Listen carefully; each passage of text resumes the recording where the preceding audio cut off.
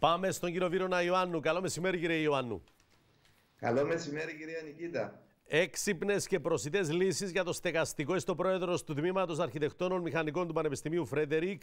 Υπήρξε και μια σχετική μερίδα τελευταία. Έχουμε προσιτές λύσεις και έξυπνες για το στεγαστικό. Πείτε μου μία, την καλύτερη. Έγινε την Τετάρτη μια ενδιαφέρουσα συζήτηση στο Φρέντερικ με εκπροσώπους του ΕΔΕΚ, του Συλλόγου Αρχιτεκτόνων, του ΚΟΑΚ, της Πολεοδομίας, αλλά κυρίως με την προσκεκλημένη καθηγήτρια που είχε έρθει από την Αίγυπτο, η Ουάφα Ναντίμ, η οποία μας είχε δείξει παραδείγματα και μας έβαλε να σκεφτούμε για πράγματα που μπορούν να γίνουν για να δώσουμε δύο πράγματα. Χώρο, στέγη, τετραγωνικά χώρο και δεύτερον ποιότητα. Ποιότητα ζωής σε μικρότερους χώρους. Αυτό είναι πλέον το στίχημα της αρχιτεκτονικής της προσιτής στέγης. Όχι τεράστια σπίτια, μαζεμένα, λογικά τετραγωνικά και να είναι λειτουργικά πώς. Λογικά τετραγωνικά, να είναι λειτουργικά, να είναι φωτεινά, να είναι ευέλικτα. Να μπορεί κάποιος σε διάφορες φάσεις της ζωής του, έχει παιδιά, δεν έχει παιδιά, μεγαλώνει η οικογένεια, μικραίνει, να μπορεί είτε να μεγαλώσει το χώρο του, είτε να διαιρέσει τη μονάδα του, να μπορέσει να εκμεταλλευτεί και το κάθε τετραγωνικό λειτουργικά. Σήμερα βλέπουμε μεγάλα σπίτια να είναι κενά, να έχουν πολύ λίγους, ένα-δύο κάτοικους μέσα. Δεν υπάρχουν μηχανισμοί εύκολα αυτά να διαιρεθούν, να διατεθούν, να υπάρξει συγκατοίκηση, να δοθούν ευκαιρίες σε ήδη δομημένα κτίρια. Δεν υπάρχει και προσφορά πολλών διαμερισμάτων, οι τιμές έχουν ανέβει, τα ξέρετε κι εσείς. Αλλά πώς κάποιος ζει σε ένα μικρό διαμέρισμα με ποιότητα? Πρέπει να το σκεφτούμε αυτό.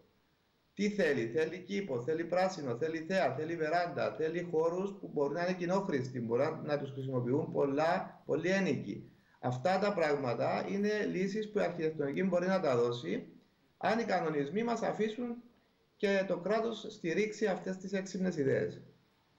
Και πρέπει να ξεκινήσουν και από τους συναδέλφους σας, τους αρχιτέκτονες, με την έννοια να προτείνουν κάποια καινούργια πράγματα σε αυτούς που θέλουν να χτίσουν.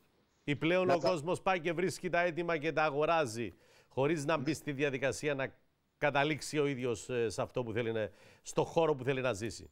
Σίγουρα οι αρχιτέκτονες στην Κύπρο έχουν αρκετή ικανότητα και είναι πολύ βραβευμένοι. Αλλά να σας πω ένα παράδειγμα. Αν κάποιος στήσει μια πολυκατοικία και ξέρει ότι οι μισοί ένοικοι δεν θα χρησιμοποιήσουν αυτοκίνητο και θέλει αυτόν τον χώρο να το δώσει για άλλες χρήσεις, δεν μπορεί να το κάνει.